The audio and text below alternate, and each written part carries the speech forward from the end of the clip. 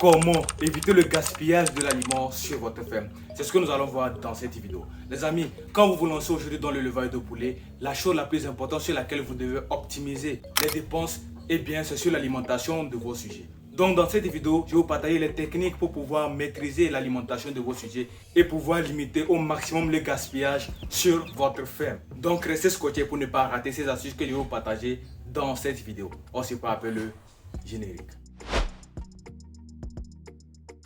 Bonjour à tous, pour tous ceux qui viennent de me découvrir pour la première fois, moi c'est Simon de la chaîne Simon Farms. Ici nous parlons d'entrepreneuriat, de business et surtout d'entrepreneuriat avicole. Si vous êtes intéressé par ces thématiques, n'hésitez pas à vous abonner. Cliquez surtout sur la cloche de notification pour ne pas manquer les prochaines vidéos que nous allons publier sur cette magnifique chaîne YouTube. Les amis, dans cette vidéo, nous allons parler des techniques pour pouvoir limiter le gaspillage sur votre ferme. Pour pouvoir rentabiliser aujourd'hui dans l'élevage de poulet, vous devez optimiser sur l'alimentation de vos sujets. Et cela passe aussi par le contrôle de l'alimentation de vos sujets pour ne pas gaspiller l'aliment sur votre ferme. Du coup, dans cette vidéo, je vais vous partager deux astuces que vous pouvez mettre en œuvre pour pouvoir limiter le gaspillage sur votre ferme. Eh bien, la première technique pour pouvoir limiter le gaspillage, c'est la méthode du rationnement. Vous savez qu'aujourd'hui, dans l'élevage de poulet, pour pouvoir contrôler l'alimentation de vos sujets, envie d'être rentable par la suite, il faut rationner, c'est-à-dire donner l'aliment nécessaire qu'il faut à vos sujets pour qu'ils puissent croître convenablement. Et cela passe par le rationnement de l'aliment. On voit aujourd'hui certains éleveurs qui donnent l'aliment à volonté, c'est-à-dire qui servent l'aliment à volonté dans leur élevage. Et je dis que c'est une mauvaise méthode. Au démarrage, oui, vous pouvez servir l'aliment à volonté pour pouvoir booster le développement de vos sujets dès le démarrage, pour que la croissance vous soit un peu facile. Mais quand vous allez arriver au niveau de l'étape croissance ou bien l'étape finition, je vous déconseille de servir l'aliment à volonté. Il faut rationner l'aliment. Et j'ai déjà fait une vidéo sur le rationnement de l'aliment au niveau des sujets Goliath. C'est pour cela qu'on parle en règle générale de la consommation d'un sujet Goliath jusqu'à la phase adulte, qui est de 15 kg. C'est-à-dire on a rationné et on voit que jusqu'à 6 mois d'âge, un sujet Goliath va vous consommer 15 kg d'aliments. Donc c'est le rationnement qui permet de déterminer cela. Donc il faut rationner l'aliment au niveau de vos sujets. Et pour ce faire, c'est très simple. Vous prenez le nombre de sujets que vous avez dans votre poulailler ou bien sur votre ferme, les sujets que vous devez alimenter. Vous prenez leur âge. En fonction de l'âge, il y a une consommation d'aliments qui est assignée à cet âge-là. J'ai déjà donné ça dans la vidéo où nous parlons de rationnement. Donc vous regardez l'âge des sujets et vous regardez la consommation de vos sujets au niveau de cet âge-là. Donc vous prenez la consommation au niveau de cet âge fois le nombre de sujets que vous avez dans votre poulailler ou bien sur votre ferme. Je ne sais pas si vous comprenez. Je donne un exemple tout simple. Si vous avez des reproducteurs, on sait qu'un reproducteur consomme en moyenne 120 à 130 grammes par jour. Supposons on prend 120 grammes, ok? Et que vous avez 10 reproducteurs. Donc ça fait 120 fois 10, ça vous fait combien?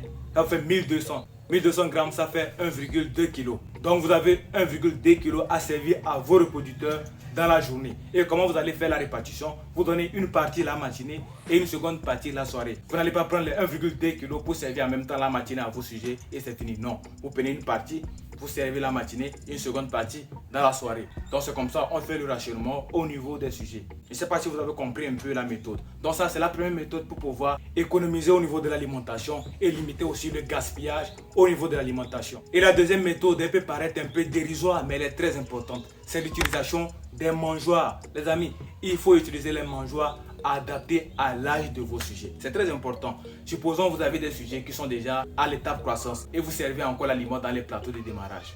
Les amis, les sujets vont gaspiller l'aliment, c'est-à-dire ils vont monter dans les plateaux, ils vont essayer de tamiser parce que vous connaissez les sujets. Les poulets, quand ils voient en règle générale le sable, le copeau, l'aliment, quand ils montent dedans, là, ils doivent toujours tamiser pour voir ou bien chercher dedans pour pouvoir manger. Ils ont l'instinct là. Donc si vous servez toujours l'aliment dans les plateaux de démarrage aux sujets qui sont déjà en phase croissance, vous allez voir qu'ils vont vous gaspiller l'aliment. C'est pour cela que je dis à ceux qui n'ont pas les moyens de s'acheter des mangeoires convenables, de faire attention quand ils veulent fabriquer eux-mêmes leurs mangeoires.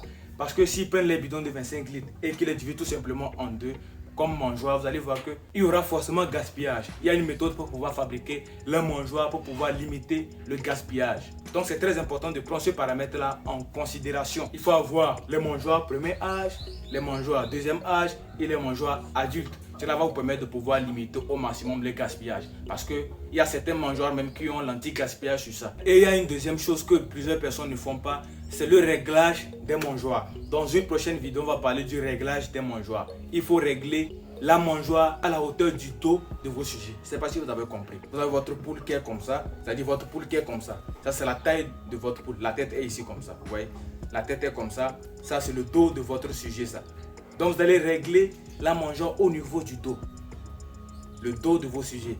Et là, il va rester seulement la tête pour pouvoir picorer dans la mangeoire. Il y a d'autres qui prennent les mangeoires qui déposent par terre. Moi, je vous déconseille cette méthode-là. Parce que les sujets peuvent picorer et enlever l'aliment jusqu'à verser par terre. Et ce n'est pas bien pour vous. Donc, il faut régler les mangeoires à la hauteur du dos de vos sujets. Il y aura une prochaine vidéo pour vous expliquer vraiment comment régler la mangeoire dans votre poulailler. C'est très important pour tout éleveur qui veut réussir dans l'aviculture. Donc, si vous respectez ces deux techniques-là, je vous assure que vous allez limiter au maximum le gaspillage sur votre ferme et rentabiliser au mieux dans votre élevage. Parce que l'alimentation, c'est le plus gros poste de dépense dans l'élevage de poulet. Vous n'allez pas dépenser beaucoup d'argent pour pouvoir fabriquer votre aliment et venir le gaspiller un peu partout par terre ici et après penser à les jeter. C'est vraiment un véritable gâchis. D'où la nécessité de vous faire former avant de vous lancer ou bien de suivre ces pareilles vidéos là avant de vous lancer. C'est très important. Donc pour aider quelqu'un, il faut partager cette vidéo. Il ne faut pas la garder pour vous seul. Il faut la partager pour permettre aussi à d'autres personnes de s'éduquer ou bien de s'informer. C'est très important. L'information, c'est la clé de la réussite dans toute activité. Ok? Donc moi, je vous dis, on se retrouve dans une prochaine vidéo. Comme toujours, c'était Simon. Travaillez dur et surtout, rêvez grand. Peace out.